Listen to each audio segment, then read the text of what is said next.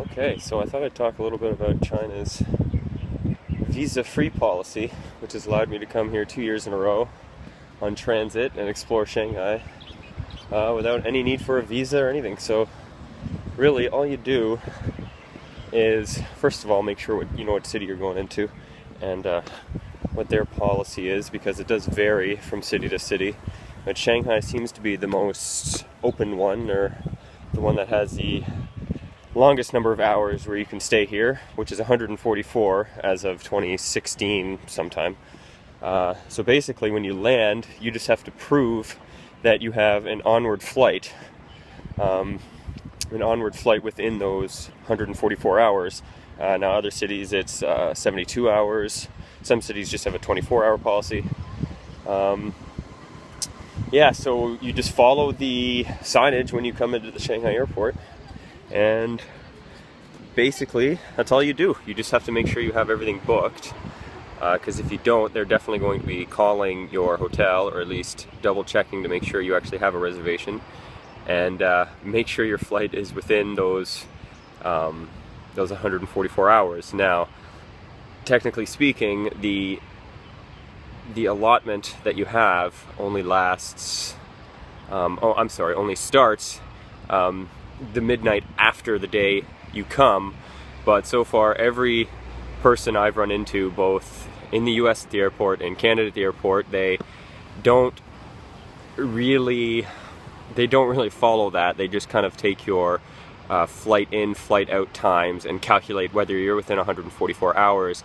Most people seem to be pretty uneducated on this policy. I had to fight with the United Airlines customer service for quite a long time, because he just said flat out, no, I need a visa.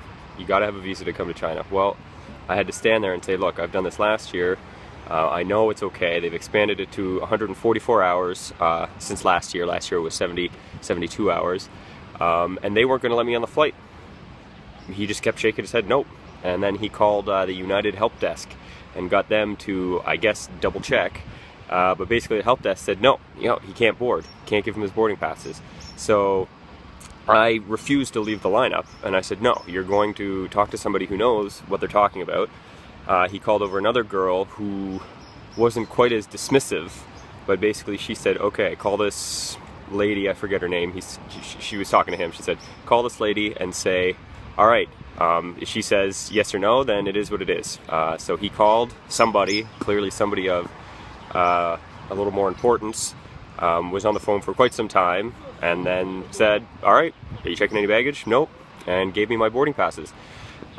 So that's a lesson to know what you're talking about when you walk into these airlines, because airlines don't know a damn thing. And be adamant. Don't take what they say for granted. I mean, I can imagine how many people go in, are told no, they call a help desk, are told no, and they say, oh, they're not going to let me on. I've just lost, however many hundreds or thousands of dollars on a flight, and everything's screwed up because some guy doesn't know what he's talking about. So, you got to be strong and know what you're talking about, because, here I am. This is after United said, nope, I'm not allowed into China. They know what they're talking about. Well, clearly not. So, know what you're talking about. It is a policy for many, many, many, many countries out there.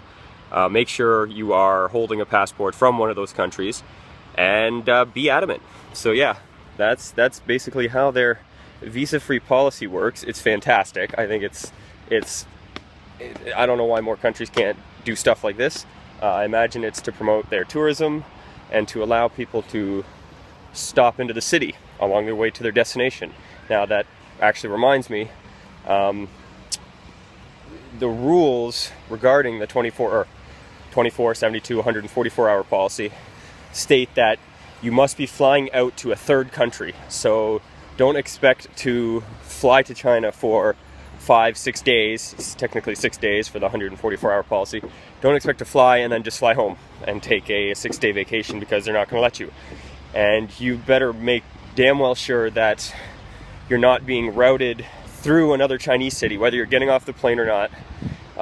You cannot land in another Chinese city on your way out to the third country. It must be direct into the city you want to stay in that has this policy, and then direct out to a third country. No routing through China whatsoever. Now, Hong Kong, Macau, and Taiwan are considered third countries in this instance. So you could fly from, say, Toronto or wherever you're from, and land in Shanghai, spend 6 days here, or 144 hours, and fly to Hong Kong out. That is perfectly acceptable. So just please, you should take advantage of it, because it's really a fantastic opportunity to see China, or at least a little bit of China, as you're flying to different parts of the world. And on top of that, I managed to save $400 on my ticket to Auckland.